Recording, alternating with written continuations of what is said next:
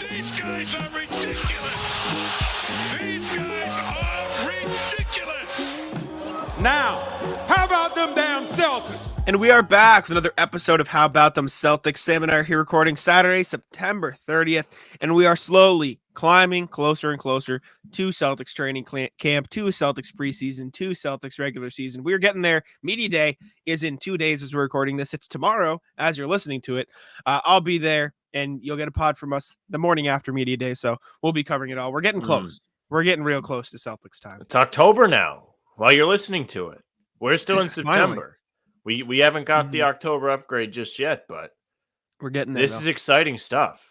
I'm just thinking about the beginning of August where I thought to myself, wow, we have a lot of time left before there's anything real to talk about. Yeah. And we've done 2 months of nothing already. How are we going to get there? And we've made it.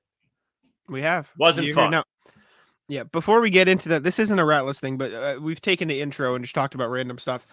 I think we've talked about this before. Sam, you're a coffee guy now, but you didn't used to be, correct? When you go into work at 4 a.m, it'll change you. It'll whip you into shape. Sure. Are you exclusively iced coffee guy? Like, are you against one or the other? Okay. You're against hot I'm not coffee. drinking hot coffee because you can't drink hot coffee fast. It's the time, though. I got it, and it's hot coffee time. I don't like the hot.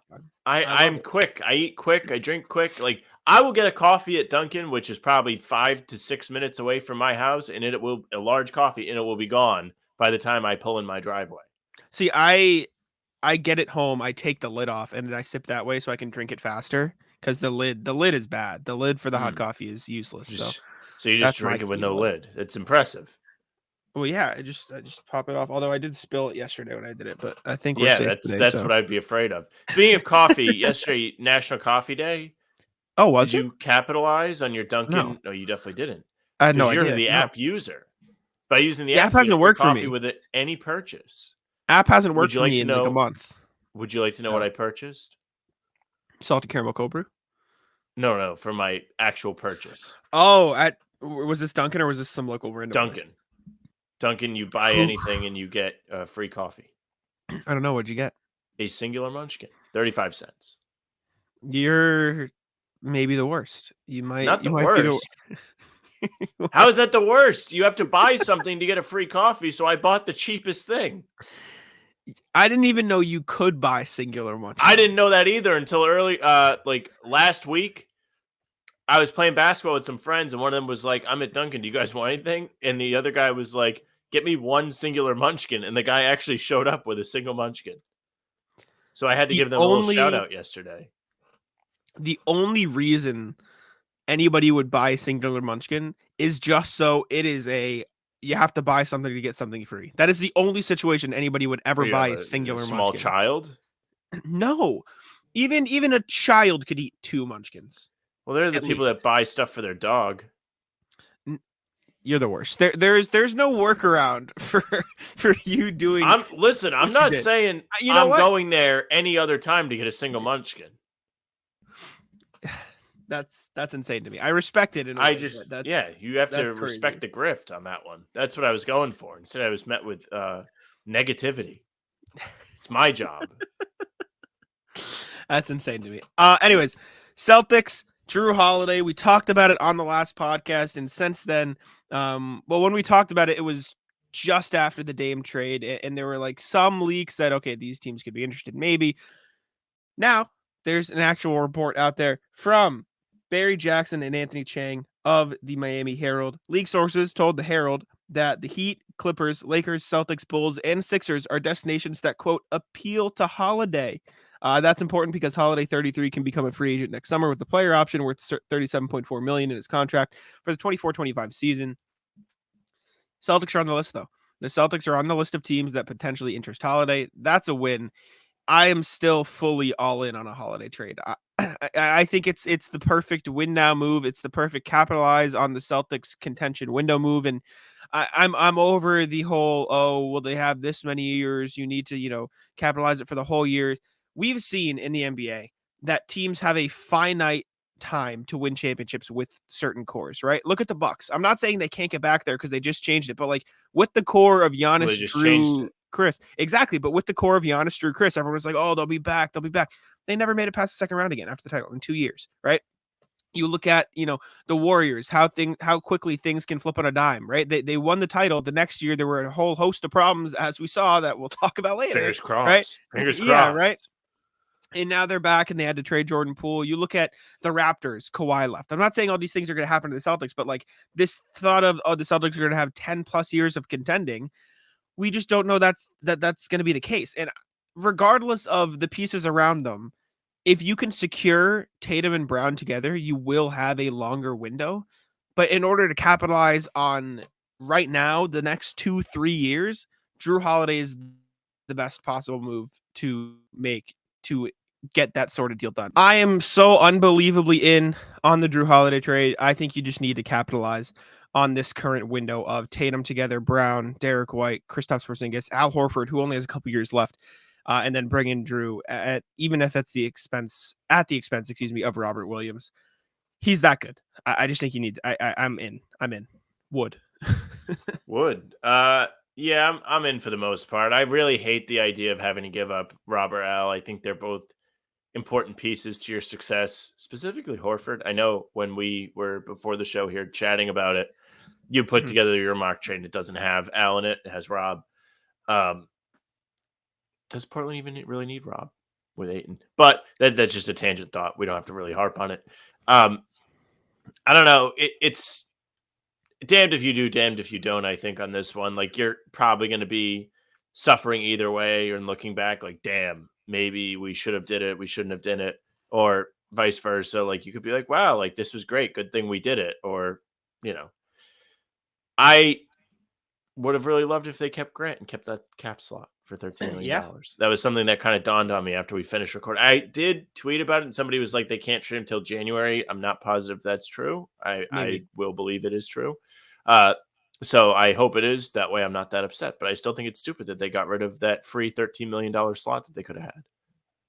It's really dumb. Yeah. That's how the Warriors stayed competitive after losing KD. At least they were able to quickly rebuild it. Maybe they weren't competitive right away because D'Angelo Russell didn't fit, but they were paying him money. Then they used that contract to trade for Wiggins, and Wiggins became a key piece to their success when they beat the Celtics. If they didn't do a sign and trade where they kept that Durant cap slot, you would be looking at an 18th banner in the rafters. But they did. They did it right, and the Celtics didn't. So we'll see if they come to regret it. I still can't believe they just were like, yeah, okay, whatever. Just walk away for nothing. Yeah, that's tough. I thought that sentence was about to turn into, I can't believe they lost the finals. I was like, how did we get here? We were talking about Jrue Holiday. We're not even close to talking about the finals. John Hollinger, I believe it was, came up with a mock trade that would allow the Celtics to keep Rob and Al. It would gut their depth. It would be Hauser, Pritchard, Cornette, Brissett, and a sign and trade with Blake Griffin.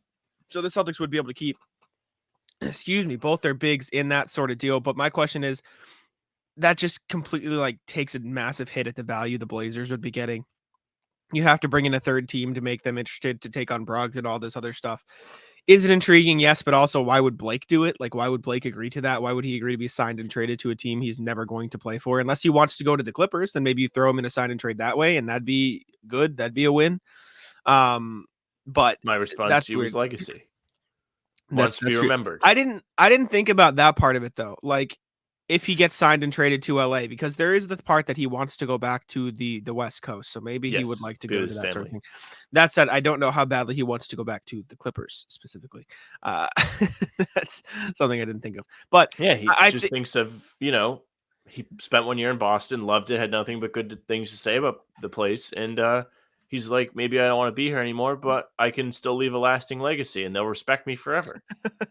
Look at Pierce and Garnett. Like, they were excellent players, but every time you look at Tatum and Brown, you can be like, oh, respect. Like, you went to the Nets, so the Celtics could do this and continue to be competitive for years and years to come. The most interesting part about all these trade talks to me is the amount of people that want to give up Horford over Rob. And I understand it, but I really think the only context that those people are thinking about is he's younger. Yeah, yes. But he's also, crazy as it sounds, even at 37, Al's healthier. Al's a better fit for what the Celtics need. Al can guard. You give up Al Horford, you have no answer to Giannis. You have no answer to Embiid. You have no answer to Jokic. Like, Grant's gone. As much as people don't want to hear that, he was their best defender on those guys and the succession plan to when Horford left. And so without either of those, you're going to stick Porzingis on them. And Porzingis is a fine defender, but he's not as good as Horford, not as good as Grant Not against strong those guys. or patient. No. And so you give that up. You're running a Porzingis Rob front court consistently. And as much as I would like to see that as the starting lineup, I think it will be Al. And I think you need to keep Al in the mix for the reason of that defense. Not to mention, you give about the entire leadership core from last season is gone with him and Smart. I would totally rather give up Rob in a Jrue trade than Al. But I don't know. I see a lot of people think otherwise on Twitter and everywhere else. What made you flip on the Horford and the starting lineup thing? Because this summer you really felt it might be Rob, or you preferred Rob. Yeah, I still like the upside of Rob, but I think Al is the safer choice, if that makes sense. Like, I think you sort of get the best of both worlds with Al in that starting lineup, because a big part of what made the Celtics so great at the start of last season, when they were like 20-2, or like they ripped off some crazy win streaks, is because of the spacing. And the thing that made them not as high of a ceiling is that they weren't running double bigs. So if you can have double bigs and also that floor spacing, I think you get sort of the best of both worlds, even if you're not as dominant with Rob as a roaming defender. So, and I just think, like you keep saying, as much as I think in theory Rob and Kristaps could have the higher ceiling, just Al off the bench just doesn't make as much sense as Rob off the bench. Like, you Doesn't have the same flash or excitement. Yeah. Horford, in theory, will end up being an excellent backup for Porzingis because they have similar skill sets, and he can fill that need when Porzingis needs a breather or is hurt or whatever. But it feels like while you have him at a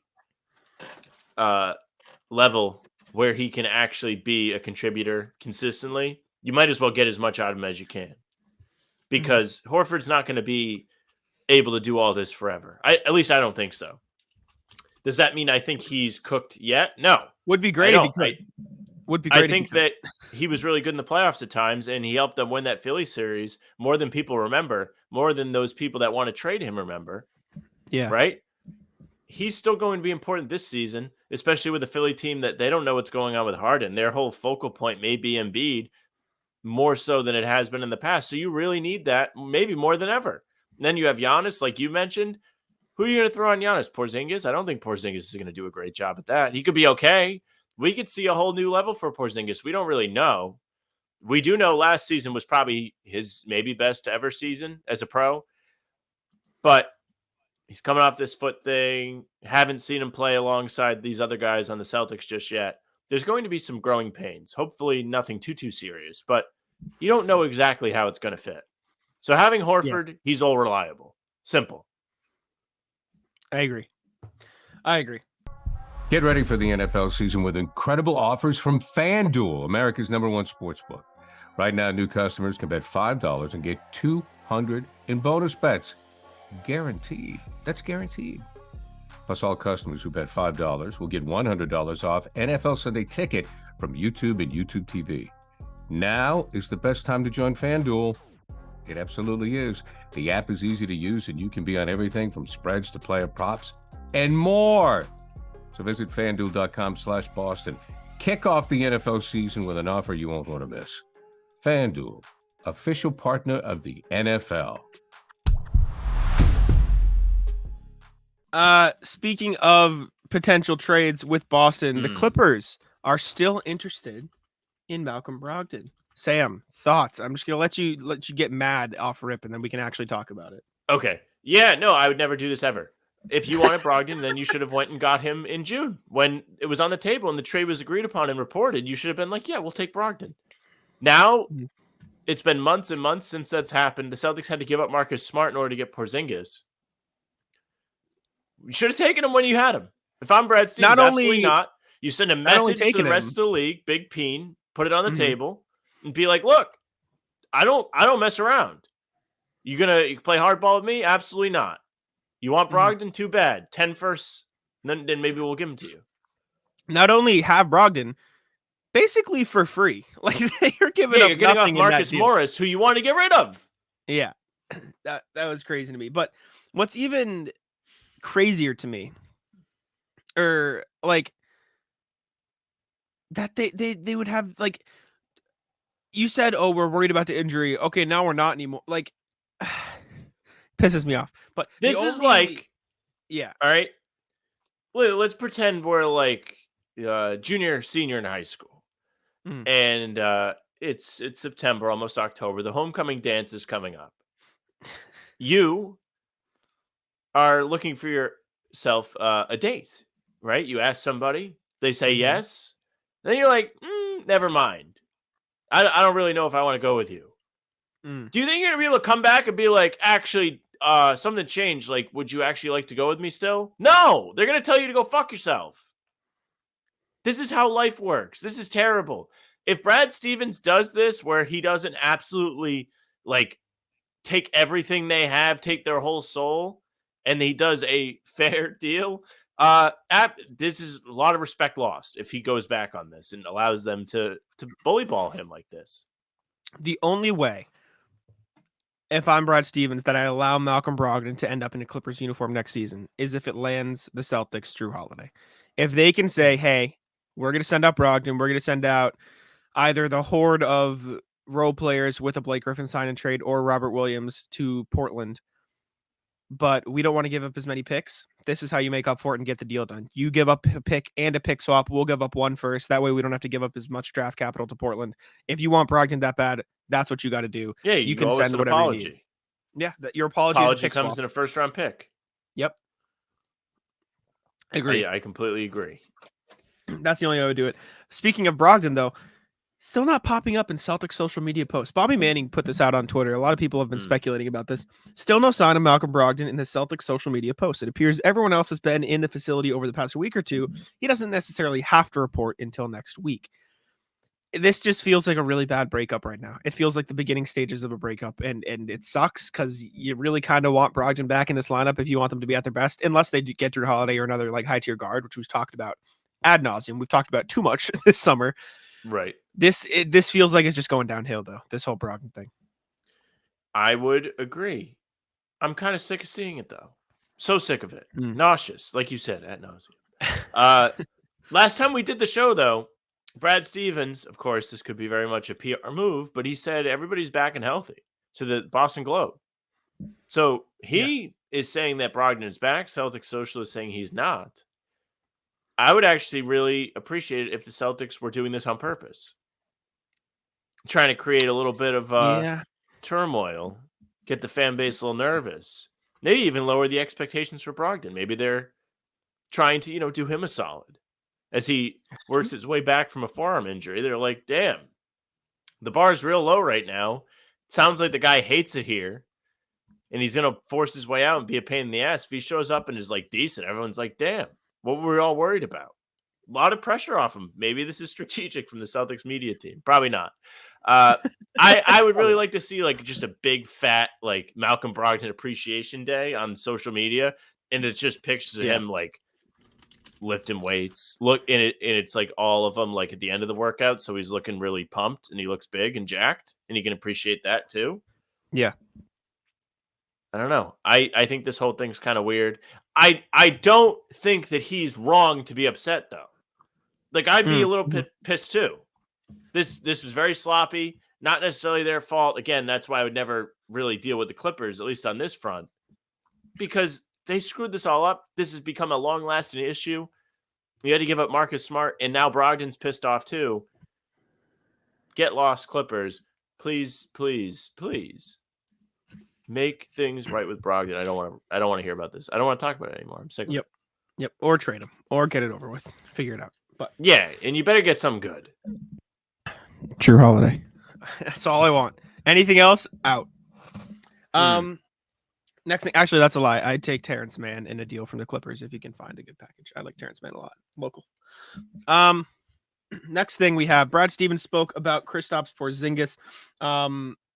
This was from Brad Stevens' press conference, right? At some point, where was this from? You put this on here. Do you remember where you pulled this from? These The Brad quotes? Stevens press conference. I believe this was all part of that Globe article that I just mentioned, where Okay. he talks about everyone Perfect. being back and healthy.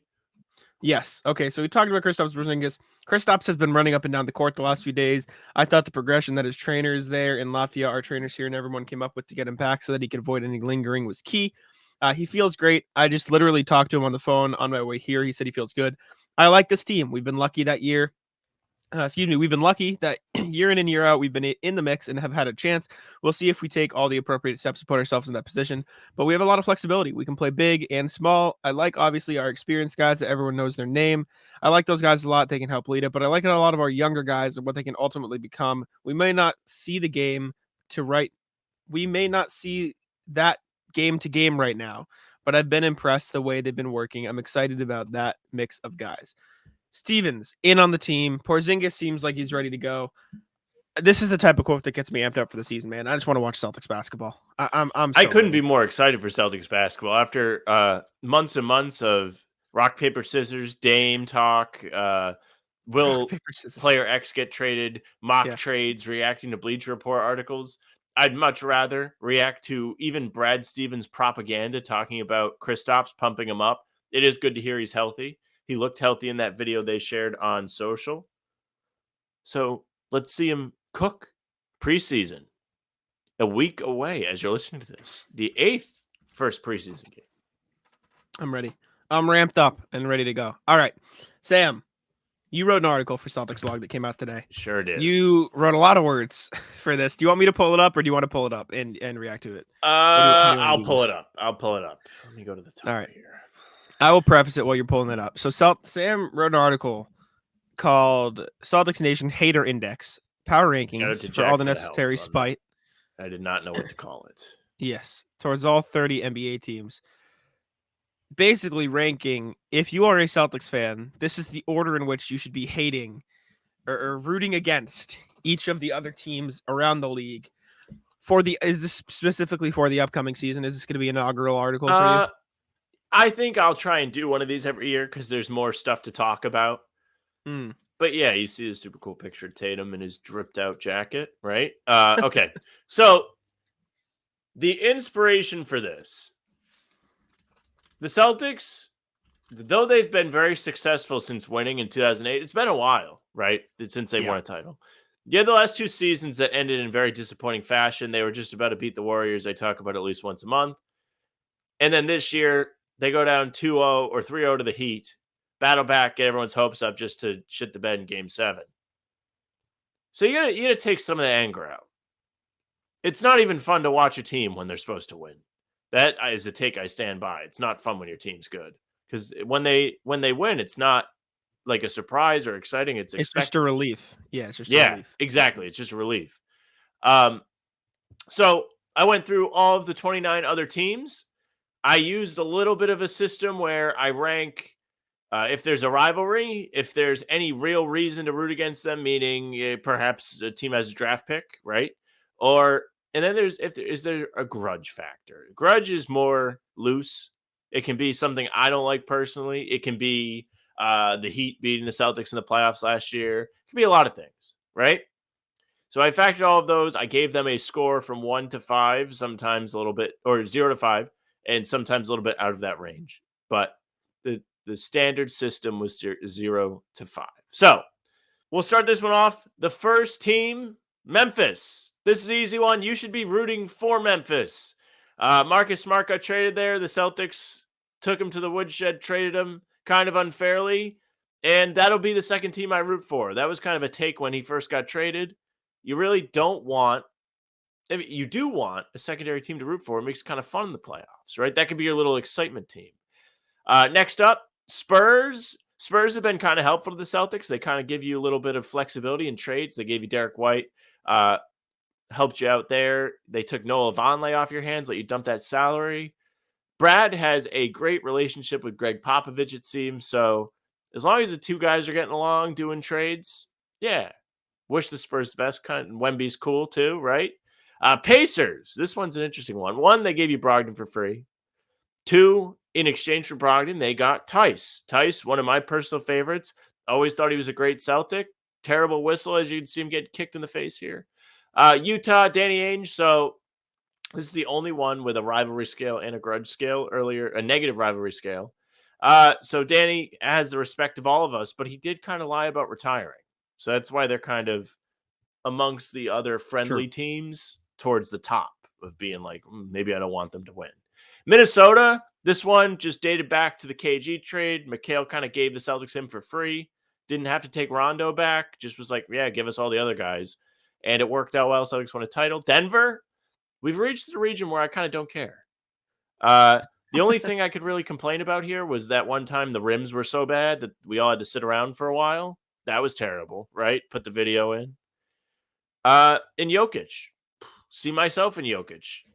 He kind of hates going to work. I think we all kind of do. We wanted to go home. Yeah, respect. Portland, much more respect now that they didn't send Dame to Miami. That's for sure. Nothing really substantial there. Pelicans next. No beef because Zion ate it all. That was the punchline. That one. Charlotte, who cares? They Hayward went there. All right, whatever. They paid him. Didn't work out. OKC, grudge scale. Couple bad losses. Yeah. Last couple years. There was that one where they snapped a long, long losing streak. That was the 21 season in Boston. Ty Jerome cooked them. And then there was that game they beat the piss out of the Celtics last year and scored 150 points. Pissed us all off for a week or two. Kings. This was my favorite of like the teams you should like. So the Kings are very likable. Haven't had a lot of success. Celtics had their pick in 2019. That was their best year since 2006 when they last made the playoffs. Other than that, terrible. Bad picks. Celtics could have got Fat Zion, perhaps. Maybe Darius Garland. This was a time when they needed a point guard. It was Kyrie was leaving. Imagine if they had Ja. Pew pew. Suns, just the KD not going to the Celtics. That was probably the main factor there. You got the Wizards for that playoff series in 2017. That's really the only thing. And also Gallinari being like, I can't wait to play at the Garden again. Orlando, they had some good wins against the Celtics last year. They went 3-1 against Boston. And also Celtics had a couple matchups with them back in the Big Three era. So there's that. Chicago, they will be in the group stage. This is as will Orlando for this in-season tournament. Had that 2009 series, but there's no real grudge here. Brooklyn might be the first one that I had a lot to say. Of course, there was the whole. This was really stems from the pre-Kyrie exit, right? Because even before he left, their fans, they wanted him. They did a Kyrie's leaving chant. You had this Nets Daily account say the Nets broke the Celtics. People don't forget. Celtics beat the piss out of them in the playoffs, beat the piss out of them for Kyrie's last game, which they won by 40. And then he requested a trade to the Mavs. Toronto, they've actually kind of grown into a little rival for me, right? Really? These last couple years, that 2019 championship gave him some guff, and then the bubble series was a motherfucker. Houston, Ime, people might root for Ime. Somebody said this in the comments, but he really threw a wrench into the season last year, so we can all kind of like look down on him for that. Even if you like kind of think it might be not that big of a deal, you might think it is a big deal. You don't know what the reports say, whatever your stance is on it, you can agree that the incident, Celtics bad vibes from this. It was selfish, regardless of how you feel what they should have done. It was a selfish thing that he did. Yes. As I scrambled for the words, Pistons. This is a really one for the old heads. Shout out you guys. Show him. So there was the 80s rivalry, and then bonus. Yeah, Pete, the GOAT. I love Peyton. Little grudge. They haven't made him real. He is not real yet, but he's there. If you're on the audio, you're missing out on. There are a few Peyton, things I love more than Peyton. Yeah, I kind of forgot about him. I was writing this. I was like, he's back. Hawks. That series last year was real pain in the ass. That's really the big take there. Cavs. When I was making my list, I didn't realize how high up I should have them. I think I might even had Atlanta over them. But then I was like, well, the Celtics play the Cavs a lot in the playoffs last decade with LeBron. Even before when they had the big three and they sent LeBron packing, which people forget about. But yeah, good battles last year. All the games were really good. Celtics lost in overtime 3 times to the Cavs. Something you didn't even mention here. They have both. big complainer Max Strus on the team now. So They do have Max Strus. That's right. Yeah. And then, but they did give me the funniest loss I've ever seen. This is true. We were watching that together. That was the best game we could have possibly. That was so fun.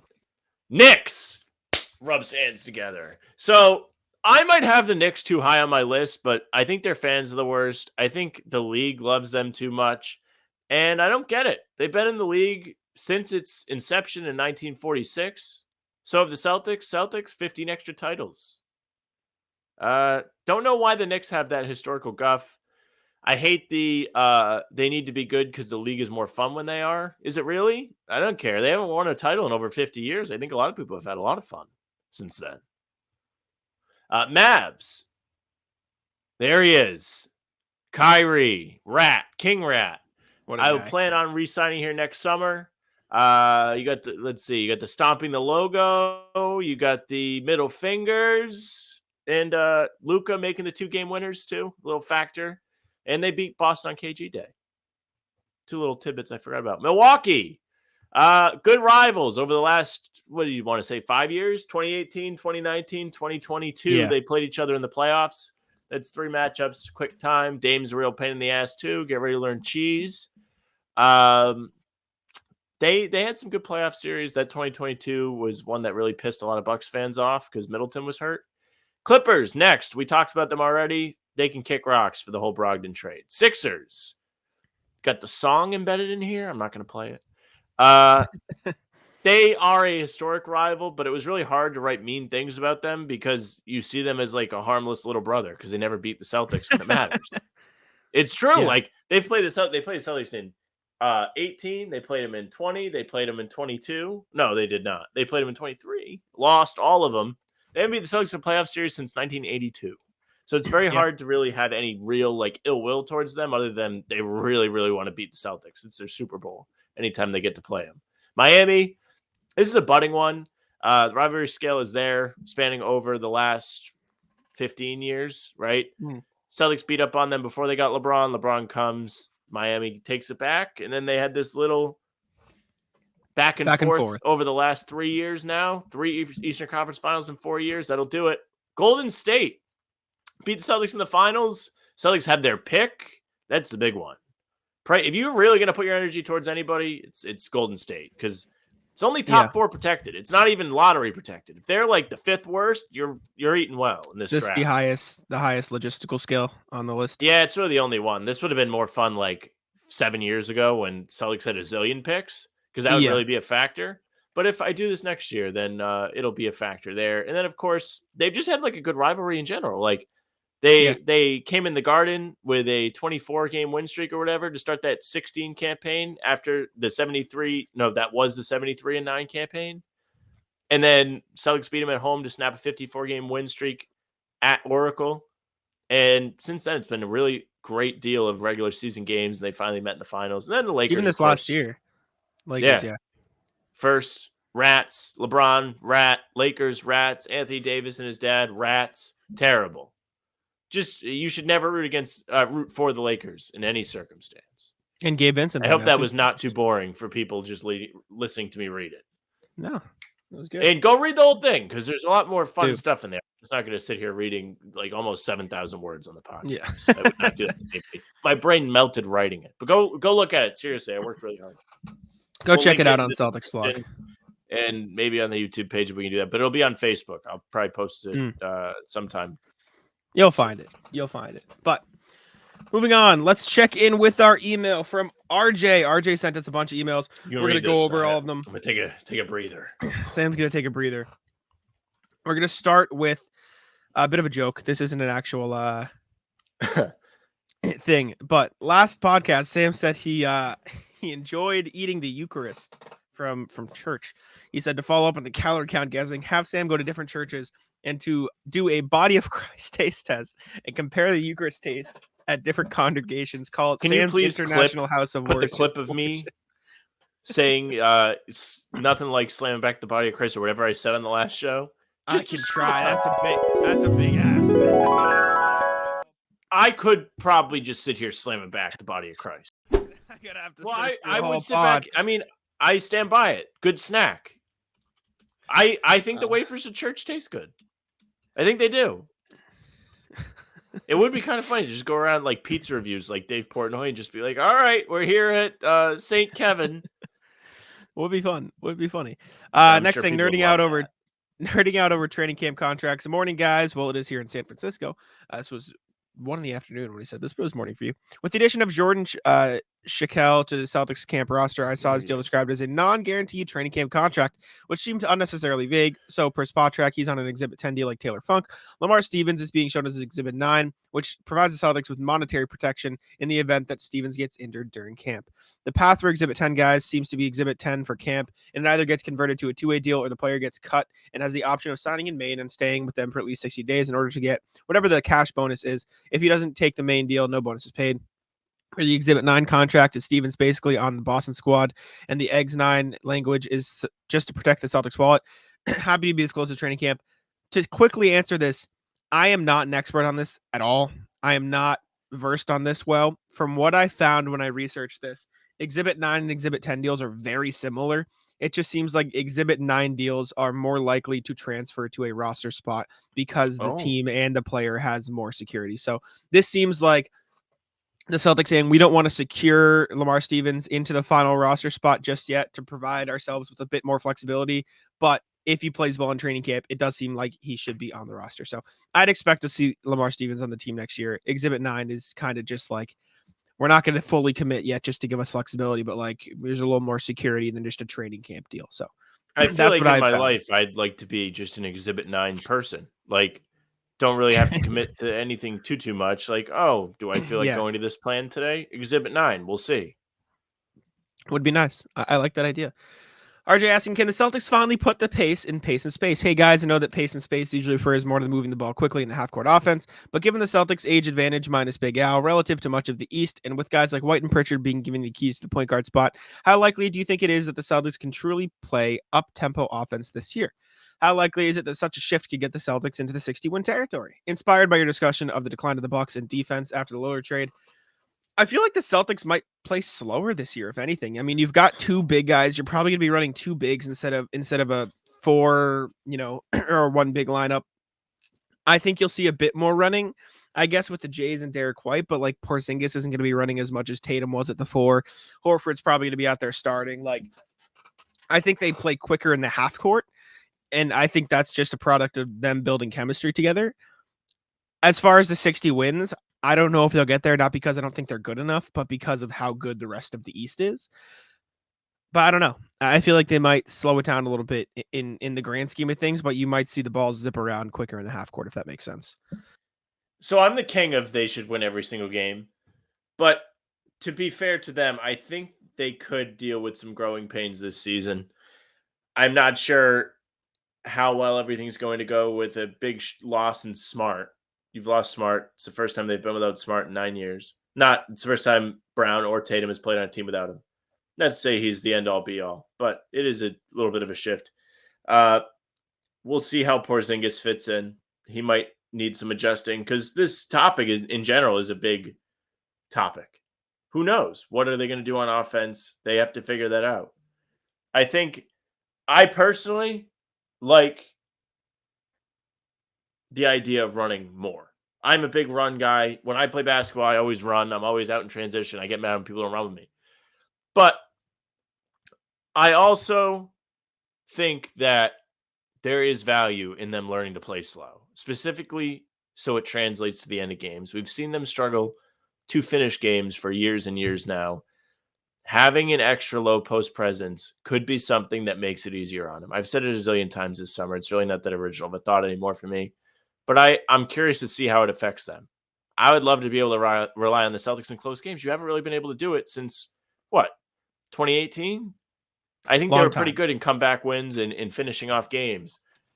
They haven't won a championship because they can't finish games. Even not even the 2022 season. They could finish games last year. They win. They go at least to the finals. They beat Miami. They win games 1 and 2. You just can't be a juggernaut team and not be able to win close ones. Mm-hmm. I don't know. I just feel like they don't necessarily have the personnel to run as quick because they played a lot of 2 guards, 2 forwards, 1 big lineups last year. Excuse me. They're probably going to be playing a lot of big lineups this year.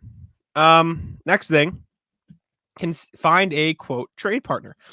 With the fallout of the Lillard trade to Milwaukee, there are now 4 available guards that in theory could be moved before the season starts. My question is, who realistically could be the market for them? This means finding a trade partner who matches up in terms of desiring players, cap considerations, all this stuff. 4 guards I'm thinking of, including what they would bring to their franchise, are Jrue Holiday, defense, shooter, teammate. Downside is the contract. Buddy Hield, shooter, cap hit. Contract expires is the downside. James Harden, contract expires. A lot of bad stuff. Tyler Hero, okay, not really, but one of these times. Your thoughts? Let's each give one team we think they could fit on. That's the way to I think have a quick and succinct conversation. Jrue Holiday, first one, Boston Celtics.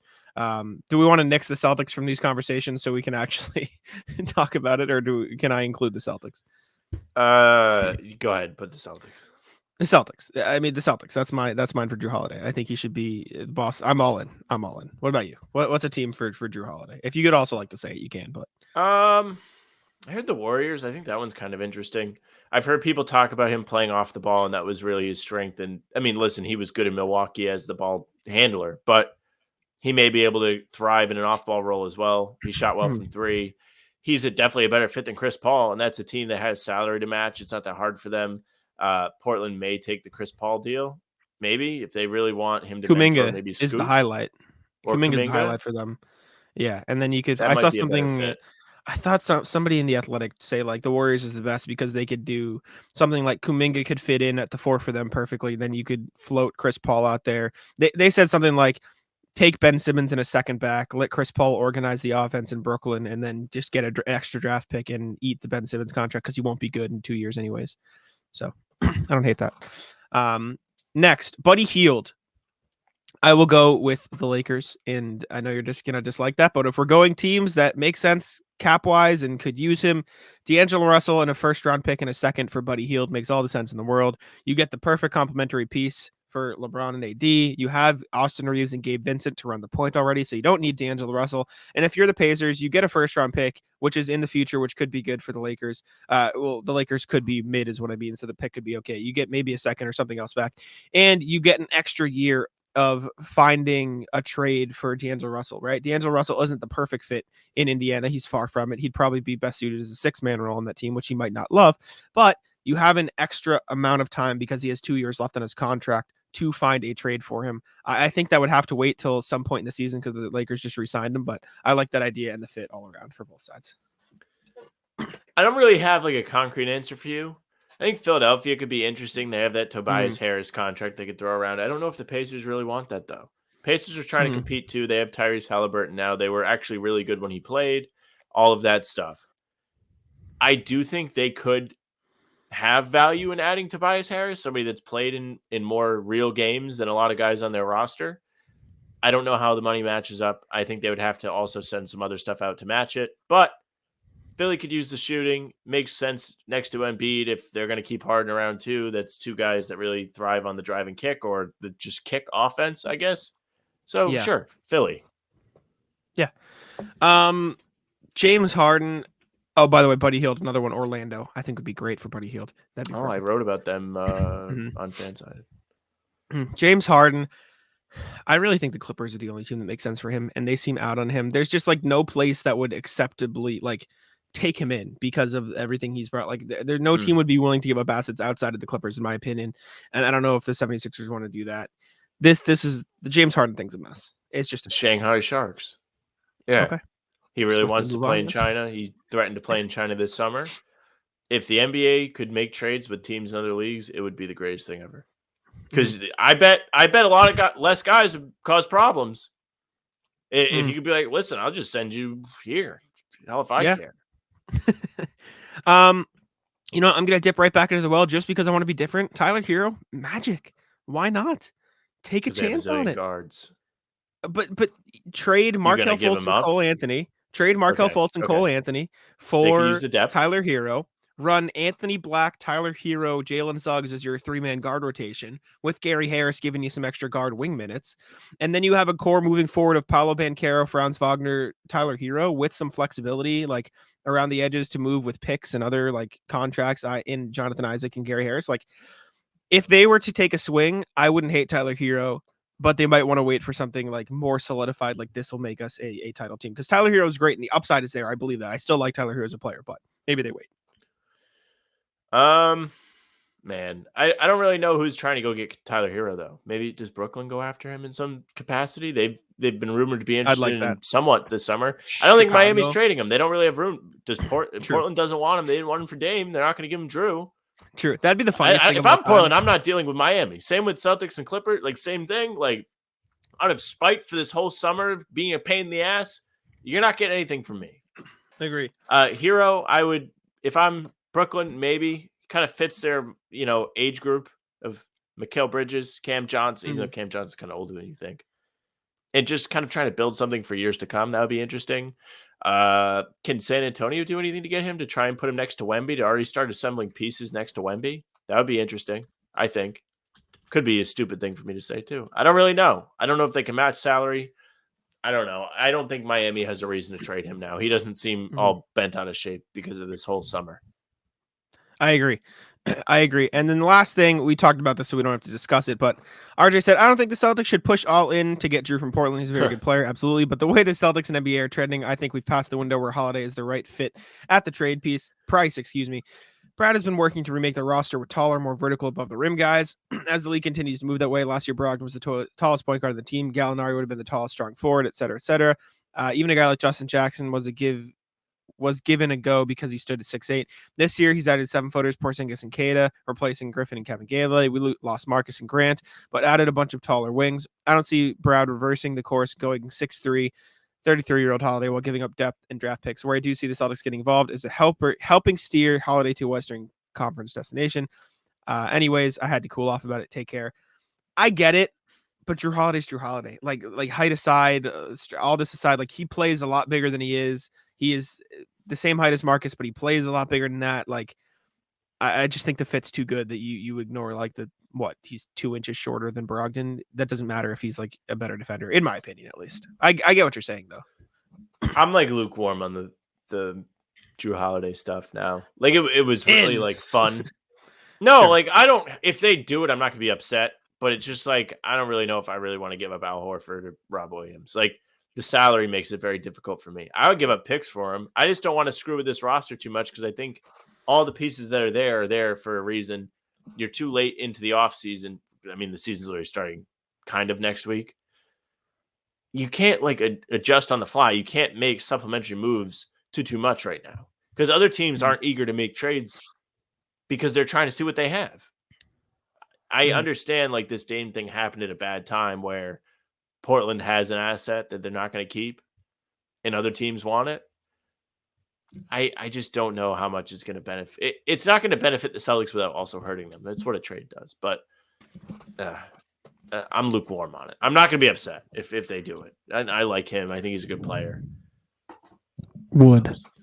I stand by my wood. Anyways, if they can do it without really hurting themselves, yes, fine. Last Celtics thing we have, Jayson Tatum elected not to have surgery this summer. This came from a report from Ramona Shelburne of ESPN, I believe. Said Tatum opted to not have surgery and instead decided to receive a cortisone shot after speaking with specialists. Shelburne reported on NBA Today. He told Shelburne that his wrist feels very good. And my response to that is, you better shoot very well with it, or you should have gotten the surgery. Yep, I was literally about to say the same thing. I was like, well, I don't want to hear another word about, he might be hurt. Because he had an opportunity to fix this issue he's dealing with and apparently was dealing with all last season. The numbers would tell you that's true. I don't want to hear about it anymore. You had a chance to fix it, I guess. I get people not really wanting to have surgery if they don't have to. I would probably be the same way. I wouldn't want to lose all that time in the summer to hang out, do what I want, and also train and get better. But yeah, I'm sick and tired of this Tatum might be hurt saga. It went through all last season. It wasn't a dominant talking point on our show, but it was on Twitter. People were talking about it, and it was a real issue. Fine, but play better. Don't suck. Win an MVP. I agree, but that's the last thing. Moving in, two of us. Me. Moving into the NBA section. We can quickly go over some of the other Jrue Holiday rumblings coming around the league. We have a lot of bullet point news from the NBA, so we won't spend too much time on any of them because we do have a lot to get through before we get to the rat list. I'm just going to run through all this Holiday stuff that we have here. Then we can briefly discuss if we have any thoughts on it, because there is a lot of like stuff that's come out after Jrue Holiday joined the Blazers. Sure. Ian Begley of SNY, teams have shown interest in Holiday but he prefers to be in a situation where he can win and sign an extension. Obviously, we figured the win part, but that sign extension part is important. I'd be fine with a Porzingis like extension, like 2 years, X amount of money each. Like I feel like that's what the Celtics would offer, which is fine. The Kings are supposedly out on Holiday, whatever. There's a report that a Harden Holiday 3-teamer to get him to the Sixers is unlikely. Anthony Chang and Barry Jackson, the Miami Herald, there are a number of teams interested in Holiday. This is the part where the Celtics were, a part of the teams that would appeal. Yep. Heat, Clippers, Lakers, Celtics, Bulls, Sixers. Zach Lowe also mentioned the Knicks and the Pacers would show interest. And my question off that was, who has the best package for Jrue Holiday? In your opinion, Sam? I still think it's the Warriors. I just think they have like the easiest avenue to get there financially. I suppose Philadelphia with Tobias Harris, but I don't really know how many picks they have. Chicago, he's not going to want to go play there. They don't really have anything that Portland's going to want back. Patrick Williams, maybe. He's you know what? If I want on Portland though, if I'm Portland, I want Pat Williams and Chicago as draft picks, because those picks are going to be real they good. Even have picks? Yes, they have all. They can trade all their picks, all but one, I think. So they could make that move. I like the Knicks trade. I know you don't love RJ Barrett, but in terms of a trade asset, that's probably like something pretty good you could get if you're the Blazers, if you want to squeeze it out of them. I like the Pacers. I think they could find something there. Like you reroute Buddy Hield, maybe you squeeze them out of some of these younger guys like on their bench, like an Aaron Nesmith, Andrew Nembhard, like some of these wings, although those are guards, so they might not want them. The Lakers, I don't see. There's just no real way that they would get something that they would want. Like maybe Jalen Hood, Shifano, but you have guards already, so there's no point. The Clippers, again, I don't see it without a third team involved. The Heat, I'm not dealing with the Heat if I'm them. I like the Celtics and Robert Williams and Peyton Pritchard. I like the Bulls and Patrick Williams. And then the 76ers, like they would need a third team, but I don't see that happening. Yeah, I don't know. It's weird. It would probably come down to draft picks at that point. So we'll see what happens there. And we can move on to the next thing. The Suns are the new Heat ? Yeah, they've been interested in everybody. There have been 2 reports that came out that the Suns, one, were interested in Kyle Lowry as a potential, okay, can we, get this done with the Heat, which would have just been all time if they got that done that way. Yeah. That would have been hilarious. They're also interested in TJ McConnell, and that one actually kind of makes sense because they could trade some of these packaging salaries together. The Pacers could, clear up their guard room a bit, whatever. But it's just funny that the Suns are now turning into the team that says, oh, they're interested. They're interested. They want this player. Yeah. I just thought that was funny. I think it is funny too, but I think it's funny for a different reason. I think the Suns are kind of like, you see the Celtics post where all these guys are back at the facility, etc. Guys are starting to show up and they're like, damn, like, who's that guy? Who's that guy? He's supposed to play minutes? What? We need more help for these guys. We're paying a lot of money for Brad Beal, KD, Booker, and now Nurkic, who kind of sucks. Compared to, I'd rather have Ayton than him, maybe not on that team, but in general. I think the big thing is the salary. Like you cut that Ayton salary up into a bunch of smaller salaries to help trade. You get Grayson Allen, Nas Little. Like you get some real. Well, that's part of why they did that. Like they had to take that negative downgrade of Nurkic so they can bring in a Grayson Allen who has played real minutes in a playoff series. He hasn't always been the greatest. The Celtics have beaten up on him a few times, but yeah, they're realizing, oh man, we need some more help. Like. Who we rely on? Who's that guy? Yeah. I mean, TJ McConnell, he's a fine player. He doesn't make that much money. They could probably get him. Kyle Lowry, I don't think is that much of a realistic option for them. Not anymore. It was pre-Ayton trade. That would have been a facilitating for a Dame trade, I think, to Miami. Okay. Next thing, I assume you saw this. This isn't on the sheet, but I remembered it. I was like, I put this on the sheet. Did you see this? Was this on the sheet? No. The thing that I thought was just next on the sheet. Oh, no. Dame told Joe Cronin, the Blazers GM, he said, if you don't trade me to the Heat, I'd like to come back to Portland. I tweeted about this. Joe Cronin said, no. Which is like, and everyone's like, oh, this paints Dame in such a better light. This is like, it makes sense. Like, screw the Blazers. No, it doesn't. No. If you're the Blazers, Damian Lillard just made it clear he does not want to be there. He wants to go to the Heat. And then for him to say, well, and if you're not going to do that, just take me back.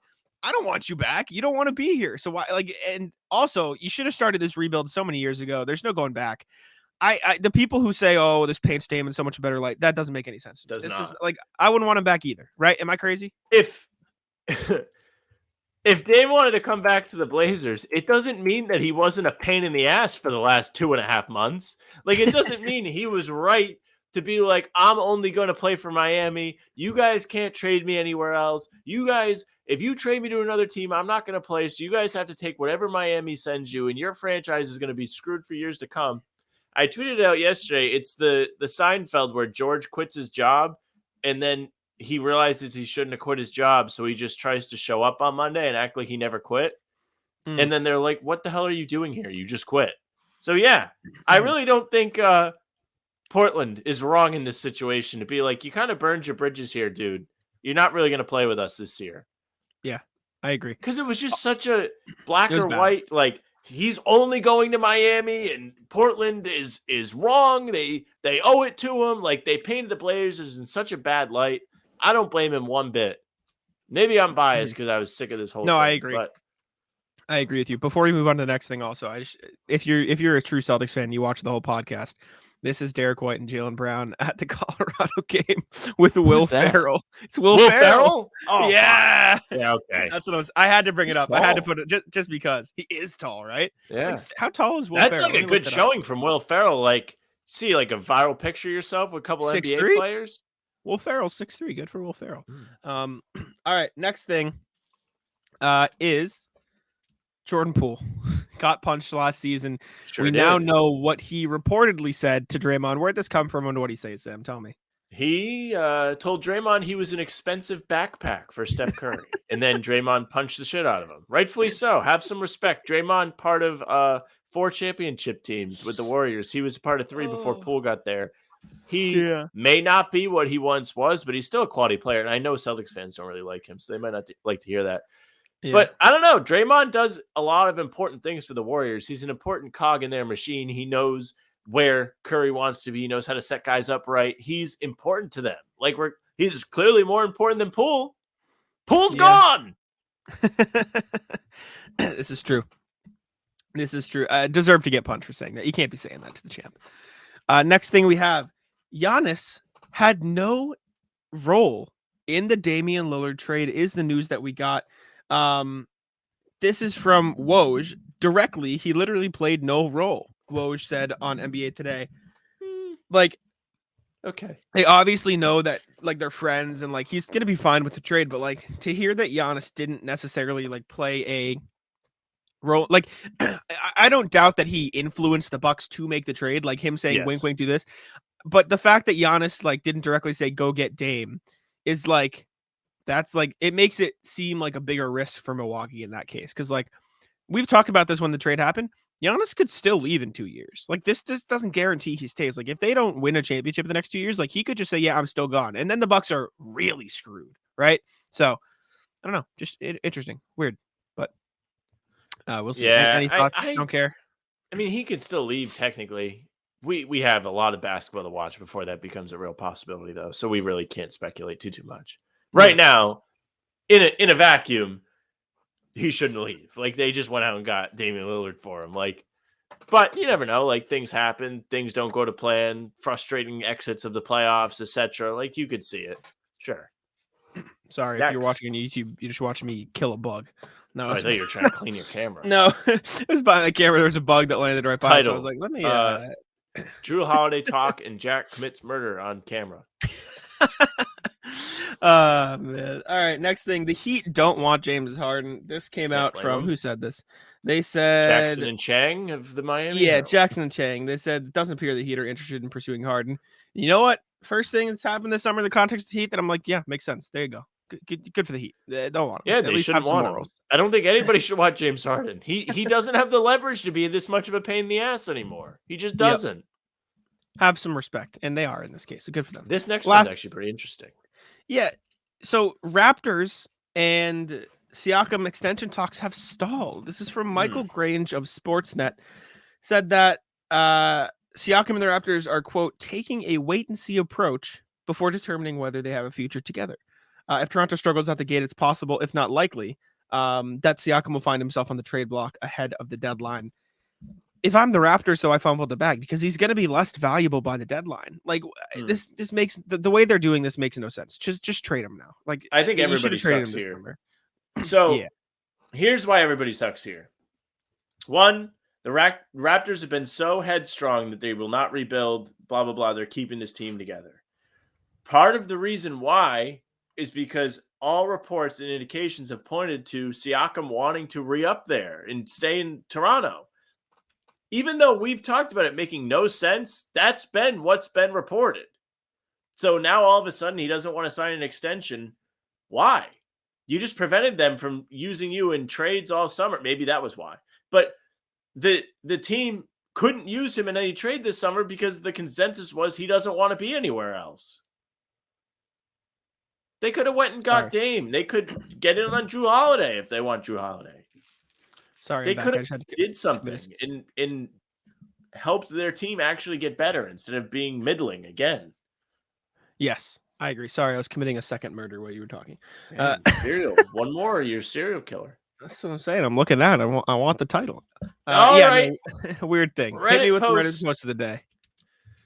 What is the dumbest play in the NBA that you can remember that actually worked out? This randomly came to mind for me for some reason, but Matt Barnes taking his half-court shot with plenty of time left on the clock while an open teammate was there, and he had a timeout ready, and it ended up being a game winner. Anything off the top of your head, Jack? That was the one I was thinking of. I'm pretty sure this was the same game. Do you remember the game where LeBron missed an open layup against the Wizards to tie or something? But then a few plays later, didn't he hit a 3 to win the game? So it was fine. Yes, he did. So that's the only other thing I can remember. Okay, that's a good one. Something like that. Yeah. I only did this one because I wanted to go through the comments because I thought it'd be funny. I don't have anything off the top of my head that worked out. There's one that I can think of that screwed the Celtics. It was a smart play, but it screwed them. Is when in the bubble, Tice dunked on a pick and roll with Kemba and put them up 2 on the Raptors, and then OG had enough time for a 3. If he did a layup, the clock probably would have went out. That's the only thing. Yeah, but another one. Go ahead. And I was just saying another one is probably the Cavs fouling Grant Williams in the last couple of minutes. It worked out for them pretty well. Make both. Yeah, Grant's saying he's going to make both. Worked out for Cleveland. Top reply: Greg Oden being the 6th Blazer on the court and dunking uncontested. I like that. Kobe sealing the game on a clutch fast break dunk because Lakers set up for the inbound at their own basket. The Hornets literally defended the wrong basket and Kobe just took off running. Still blows my mind. It's a good one. The Hornets, man. We've got a 9-year-old shouting at the top of her lungs. Is this true? Yeah. It worked.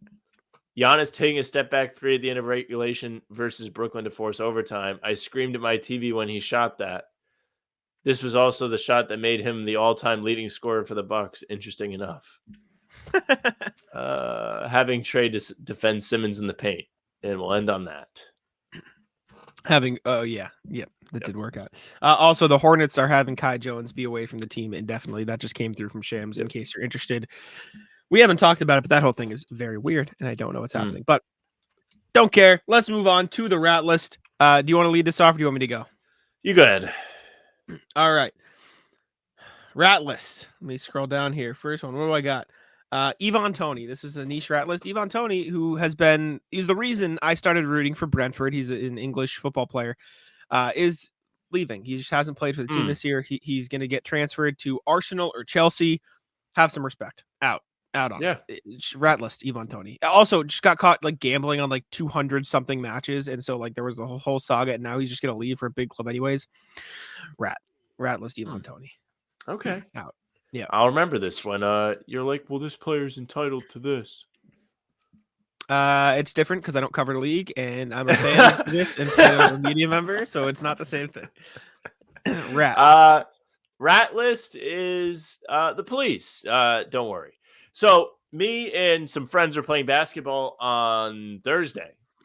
And Jack, you've been to this court. It was the outdoor court near my house. Just to paint the picture for you, there was a small parking lot by the court outside where there are plenty of parking spaces for all of us to play and put our cars while we're on the court. We're in the middle of playing, and an officer pulls in And he comes up to the fence and he says, "Hey, just want to let you guys know, you're not supposed to park here after dark." Well, buddy, where would you like, and mind you, the lights on the court are on, so it's like not like you're not supposed to be there at night. Yeah. So where would you like us to put our cars? In the lot that has the sign that says for basketball parking only? Maybe there, right? No, go park across the street. Okay. Is that what he said? Yeah. And then in my head, I was like, well, I actually would like to see him try and tow all of us. Yeah, it's a good rat list. Did anybody give him pushback, or are you just like, okay, whatever? We were just Dude. like, whatever. Because he was like, I'm not going to do anything this time, but next time, like, just know. Again, like, bring the tow truck. list, I want to see literally all 10 cars that were there. Try and tow all of them. Yeah. Was this at the place that I played before, or is this Yes. different? Okay, Yeah, yeah. that's why I was like, you Where else played would you park? Yeah. Rat list. Agree. All right. My next rat list. People who call fall autumn. That's stupid. Call it fall. That's the extent of the rat list. I've just seen it on Instagram a few times. Well, Instagram is it's dumb. A rat hole. Like many Yeah, a rat. no, I agree. But this is spawned from it, and this is something that I thought of. Name one time ever that you're talking, you're like, oh yeah, my favorite season is actually autumn. You sound like an asshole. You do. Tell me I'm wrong. Sit there and tell me I'm wrong. That's sentence. That's a good line, Jack. Good job. Am I wrong though? If that comes out of somebody, you're absolutely right. The only time I would use autumn is if I'm writing something and I'm trying to vary if my you words. want it to make it sound like you're pretentious. Not even that. It's just like if I don't want to keep change up you the know how wording. it gets when you Yeah, write. yeah, Like you don't want to say fall. You say fall. 7-footer instead of sprinkling. Porzingis. You say this instead of this. Yes, but like if you are talking to a stranger and they say, "Oh yeah, my favorite season was autumn," you don't talk to that person again willingly. Like that's a red flag. Out on autumn. Call it fall. Be normal. That's my rat list. Yeah, good pick. So yesterday, Friday, at work, we had the culmination of a week-long development week. Yeah. It was a lot of fun actually. I actually kind of enjoyed it. Sure. But each day we started off with Kahoot trivia games, and my team was in the top 2 after Thursday. So on Friday, we got to participate in a Family Feud in front of the audience of literally everybody else that did not make it. Fun. Great job by our team planning that, and also our team making it. So we win the game, and I get to play Fast Money. Now, if you've never played Family Feud or seen Family Feud, after whichever team wins, they pick 2 people from their team, and they will both have 35 seconds to come up with the top response to 5 different questions. So I went second. Somebody else went first. I come back in the room. Now, I'm kind of pumped up, like whatever. Fast Money's fun. Fast Money is fun. The first question was, if you were taking a tour of the solar system, our solar system, where would you want to go first? Mars. And then I said, the sun. Okay.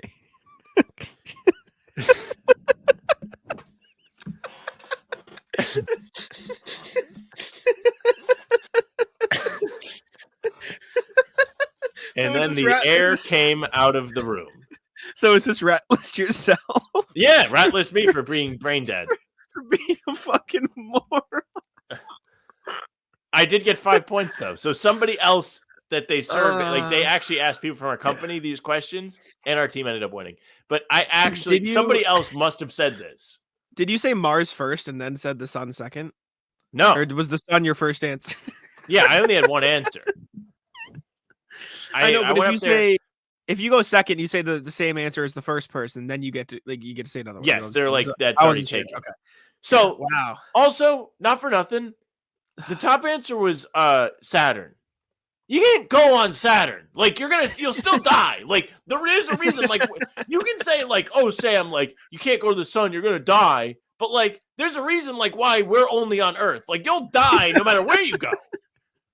Yeah, but like absolutely, like I get why it is a dumb answer. The curiosity of what's going on with the sun is a good question. Like it's a good thing to think about. And you will die if you get too close to the sun. But you'll also die if you go on Jupiter because you're going to get sucked into the middle of the planet because their gravity is so strong. It should be Mars overwhelmingly first, the moon second, and then everything past that, like maybe Pluto. Saturn was the number one answer. Yeah, that's dumb. That's also dumb. But sure. Okay. Ratless, the Ryder Cup US team. Now, Sam, you have no fucking idea what this is, I assume. No, I know what it is. Ryder Cup is probably the best thing in golf for people who don't care about golf. Ryder Cup is basically US gets 12 players, Europe gets 12 players, best golfers in the world. They play scramble, I believe, on the first day, alternate shot or best ball or something, some other format on the second day, and then another scramble. Scramble, by the way, Sam, scramble's fire. You know what a scramble is? No. So you get like, let's say we were in a scramble with like Frank and Joe or whoever plays like golf, right? We all take 4 shots off the tee. Like we all shoot our own shots. We take the best one. Then we all shoot from that spot. Then we all shoot from that spot. Then we take the best one. So it's basically like team golf. It's usually like you're playing against a bunch of other scramble teams. So like every time your boy hits a great shot, you're like, let's go. Like you get pumped up. Like it's hype. It is the most hype form like a real of golf sport. with Yeah. Exactly. Sure. Fuck you.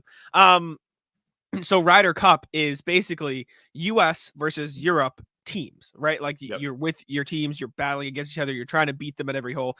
And so you see all these moments of like, if they hit a good shot, they go to the team and they're like, they start screaming on the golf course. It's hype as shit. Sure. The US lost every single match on the first day. They went 0-4. So ratless the US. They're terrible. Ryder Cup is fire though. If you are interested in golf, I'm not talking to you. If you're interested in golf at all, but are bored by the general, like watching tournaments, watch the Ryder Cup. It's a good, like, okay, this is actually fun. So, I can see that. Yeah. Yeah. All right. Why don't you read your last one? Because it seems like a very quick one, and then do the email, and then I'll close. Mm-hmm. So gas station parking is very much like go to the correct urinal in the bathroom. It's the same thing. Like the general gas station, let's say there's like 4 pumps and there's 1 pump on each side of those 4 stations, right? You're supposed to go to one, pull all the way through so you can easily get out. Wrong ways to park at the gas station. Going to a pump, not pulling all the way through so the next person can't get through. Right? Parking backwards so you're facing the inside of the gas station so there's no room for somebody to get in. Right? Like it's really not that hard. People just park the correct way so other people can get out without having to back up, or they can actually get to the pump without going around you. Like it's just like people don't think about stuff when they go places. Like it's not like it would have taken them that much longer to park the correct way. You just pull forward 5 feet, or correct. If you're turned around, you just go to a different one that's open. Like, and it makes more sense of like it's a busy gas station. You have to go to the only one that's there for you. But like an empty gas station and you're parked the wrong way, there's no excuse. You're a moron. That's it. Right. And so ratless them. I'll tell you what, there's nothing worse than driving a car you don't drive usually and having to get gas. Yes. And you're like, what side is the pump on? Yeah. Well, they have a little my dad arrow. taught me. Yes. The arrow in there. My dad taught me that. RJ also submitted a ratless, so we're gonna go over his quick. Ratless, the Celtics roster. No, not how it's been constructed. No. How it's displayed on Boston's official NBA website and how badly it's been managed over the years. Here's a link to it so you can see the current state. I will look at it in a sec after I read this. I've attached a screenshot from my phone of one section just a few moments ago. This is 9:29, 10:38 Pacific. Thank you for the date. It's prior to media day, so new arrivals, Jay Scrub and Lamar Stevens being in their old unis doesn't bug me much. Jordan Walsh having a gray silhouette is understandable until you remember he and Scrub played in Vegas, so why couldn't we get a picture from there to use? Another edit is keeping their numbers from previous teams. Scrub won't be wearing 0 with Boston no matter what. That is true. That is a big rat list, having him as 0. That's stupid. Yes. And speaking of Jayson Tatum, guard forward, really? That is a bit weird. As minorly as annoying as these are, wait until after media day when traditionally many of these photos won't be updated because adding digital media to a website takes so long. Maybe Boston web team will be better this season, but we shall see. And here is the roster as it's listed on the actual website. I guess it's fine here, but like I do see what you're saying. Like Jerry Scrub won't be wearing 0. I think he has a point, because if you are doing a Jordan Walsh article and you look for a featured image, they did a media shoot with Jordan Walsh. Yeah. Like at the very least, his gripe about that is legit. Yeah, I agree. I agree. Ratless. The NBA website roster sucks. Use Basketball Reference. Use Real GM. Use anything else. The NBA website sucks. It does suck, even though you have to use it sometimes to find very For specific things. it's fine for stats. Like it's good I for think stats. it still sucks on stats. But It's tough. Yeah. Okay. All right. So yesterday, Ratless, my girlfriend. Yesterday, this is a long preface to the story. I'm sorry. So, I don't know, whenever Oppenheimer was out, me and my friends went and saw it at my local showcase theater, right? At the showcase, they have popcorn, and then at this showcase, they also happen to have flavored popcorn, which you know that the two of us are a fan of. They have popcorn with Oreos mixed in. It's excellent. It's fantastic. I have been thinking about this popcorn since I went to that Oppenheimer showing. A few weeks back, my girlfriend and I go to a different theater closer to her, does not have it, despite being a showcase. Fine. Oof. So yesterday, we go, we're going to a movie. Before we go, I stop at a candy store because I knew they would have flavored popcorn, so I got a thing of popcorn for myself. We get to the theater. All of a sudden, this showcase is up to speed, modernized, has the Oreo popcorn. So now I have this other popcorn I bought. So this is like a double Ratless showcase for all, like not all updating at the same time. Okay. So I'm like, you know what? I'm going to get the popcorn here. I'll save this other popcorn for being at home. Because I still got it downstairs. It's not going anywhere. That's fine. We're at the little snack bar. I'm like, is this the popcorn in question? This no, that's not it. No. Oh. Like they have, when you go to the movies, like you know how they have those big like I don't even know what I would call them. Like the big like container with all the popcorn in it. Oh, wait a second. I found it. Sorry. I wanted to find an image because I was confused. I believe this is what you're referencing. Let me pull it up here for the YouTube watchers. Pull it up. Is this what you're talking about? Yes. Yeah, okay. So they have it like this, and this is heated, so it's very good. Yes. Yeah. Sure. Okay. So I'm at the thing, and I'm like, would you like one? Would you like your own container of this? And then she said, no. So we're sitting in there, and she's like, can I try one? I was like, yes. And we had just eaten. So I could understand, like, she's not going to try one is fine. Yeah. Try one is fine. Yeah. So she tries it. She's like, oh, my God, this is really good. And she keeps having it. And then she says, are you going to be mad at me if I keep having this? And then I have to say, no. What else am I going to say? Of course. And then she continues. I said, you know what? You have this one. I'm going to go grab my own. That way I can just have it. So Ratless her for just not saying yes to wanting her second one. Now, I know that this is not a thing that has only happened to me. I know this is a thing that happens to everybody. It's not a unique story. It's a classic. But when it happens to you, it hits different. Yes, correct. That it does. All right. We can wrap it there. Doesn't matter. I still love her, just in case you listen. Of course. You have to. All right. Now, we can outro here. Sam, you mentioned you wanted to play a game this time, and I figured I'd save it for the outro because I forgot about it at the intro. You wanted to start playing Who He Play For. Would you like to do a quick game of Who He Play For here? As the outro. No. As the outro of the show. You want to save save it? Yeah. Right. I want it to be like an actual, I don't want it to be an afterthought. Like, this would be a good way to get people caught up. That's fine. All right, we'll keep it for Who We Play For. We had too much NBA news. I was going to do it then, but we had a lot of stuff, so we can save it. Thank y'all for tuning in to How About Them Celtics. We appreciate y'all sticking with us through the offseason, and we're starting to get to the season now, so continue to do that. Thanks for tuning in. Check us out on Spotify and Apple. Leave us 5 stars. Subscribe to How About Them Celtics on YouTube, and leave us a comment if you'd like. Appreciate y'all for listening, and I'll let Sam take it out. Hey, thank you very much for listening or watching. You made it. Next time we do a show, we're going to have real stuff. Media Day. Jack will have stories. It's going to be awesome. So make sure you subscribe to the YouTube for that. Follow us on Spotify and Apple as well. If you're on YouTube, hit the notification bell so you don't miss it. You can leave a like and comment too. We like that stuff. Social media at How About Them C's. That's Twitter, Instagram, TikTok, and Facebook is just the name of the podcast. So you can just do a quick search. You can find Jack on Twitter at JackSmonNBA. You can find me at Sam LaFrance NBA. Read the Celtics blog thing. That's it for us. Bye. Tic-tac-toe.